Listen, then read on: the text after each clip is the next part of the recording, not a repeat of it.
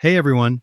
Welcome to our quick guide on installing MicroPython on the Lonely Binary ESP32-S3, a powerful microcontroller perfect for IoT projects with Wi-Fi, Bluetooth, and dual-core processing. In just a few steps, you'll have MicroPython up and running. Let's dive in. First, grab your Lonely Binary ESP32-S3 and a USB-C cable that supports data transfer, not just charging. Connect the board to your computer. Step 1. Set up your development environment. Download Thonny IDE from thonny.org. It's beginner-friendly and perfect for MicroPython. Install it and open it up. Step 2.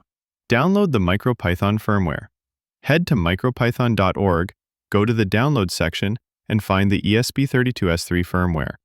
Since the Lonely Binary ESP32-S3 has 8 MB of external PSRAM, grab the PSRAM version of the firmware. Step 3. Ensure your computer recognizes the board. You might need to install CH340K drivers from the WCH website. Step 4.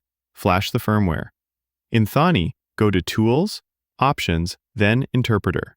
Select MicroPython ESP32 and choose your board's port. Click Install or Update MicroPython, select the firmware file you downloaded, and hit Install. Wait for the process to complete.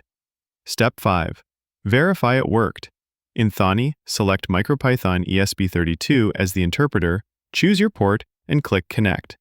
You should see the MicroPython REPL prompt, 3 greater than signs. Test it by typing print hello lonely binary ESP32-S3 and hitting enter. If hello prints, you're all set. That's it.